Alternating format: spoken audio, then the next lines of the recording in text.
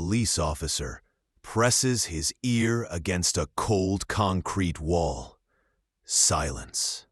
And then, faint whispers. Children's voices.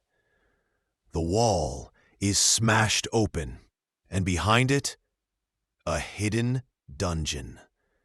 Two young girls, skeletal and terrified, shield their eyes from the light. They've been missing for months. But who locked them there? And why did it take so long to find them? The answer would horrify not just Belgium, but the entire world. The House of Horrors, Belgium's darkest crime. Before we continue, make sure you're subscribed, because in this story, the true villain isn't revealed until later. And trust me, you'll want to know exactly who is responsible. Mid-1990s, Belgium. Families lived in fear. Julie Lejeune and Melissa Russo, both 8 years old, vanished while walking home. Teenagers Anne Marshall and Ifia Lambrix disappeared during a holiday. Then Sabine Dardenne, just 12, never reached school. Finally, 14-year-old Letitia Delhaize disappeared after leaving a swimming pool. Posters covered walls. Parents searched day and night, but the children were gone. Each disappearance seemed random, yet connected by something no one could see. What do you think the families feared more? A stranger on the streets, or someone hiding in plain sight? Beneath an ordinary suburban home was a secret underground cell, hidden behind reinforced concrete, soundproofed, impossible to escape. Inside, the missing girls were chained, starved, and left in complete darkness. Their voices could never reach outside. Imagine being 12 years old, sitting in pitch black, waiting for a door to open, never knowing if it meant food, punishment, or something worse. The dungeon was no accident. It was built with purpose, proof that these abductions were carefully planned. In 1996, the man behind the dungeon was arrested for car theft, a petty crime. But he didn't tell anyone what he had left behind. 2 little girls, Julie and Melissa, were still locked underground. His wife knew they were there. She didn't feed them.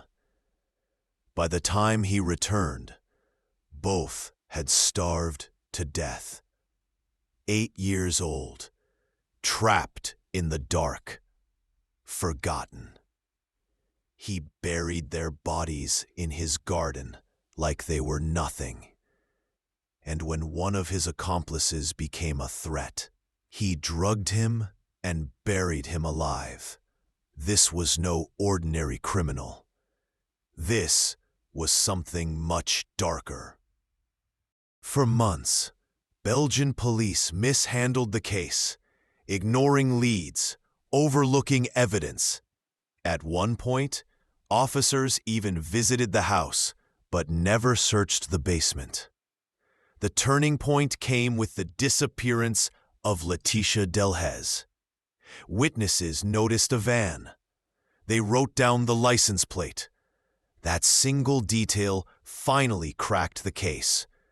Police raided the house, and behind that wall, the whispers, the cries, they found Sabine and Letitia alive, traumatized, skeletal, but alive. The rescues shocked the world, and the name of the man behind the House of Horrors was finally revealed: Marc Dutroux.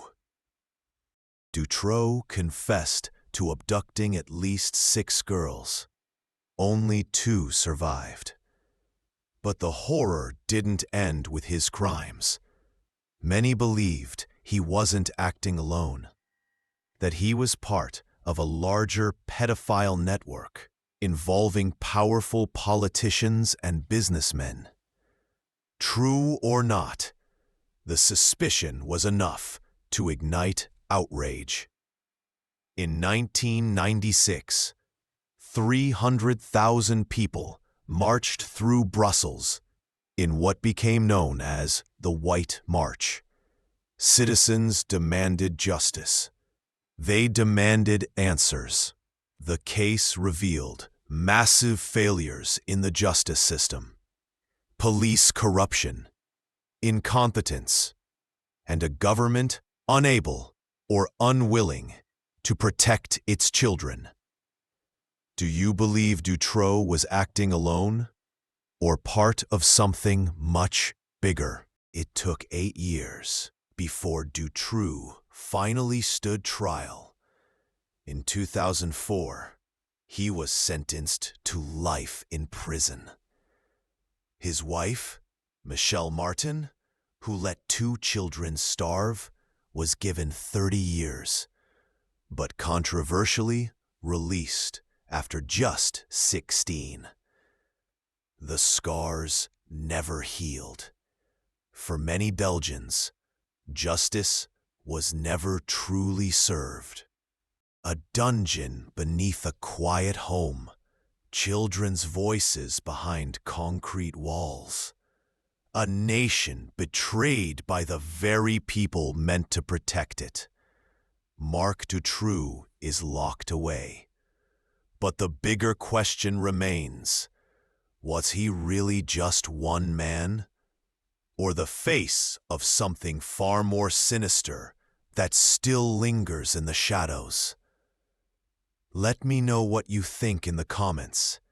And if you want more stories the world tried to forget, subscribe, because next time, we're diving into another crime that will keep you awake at night.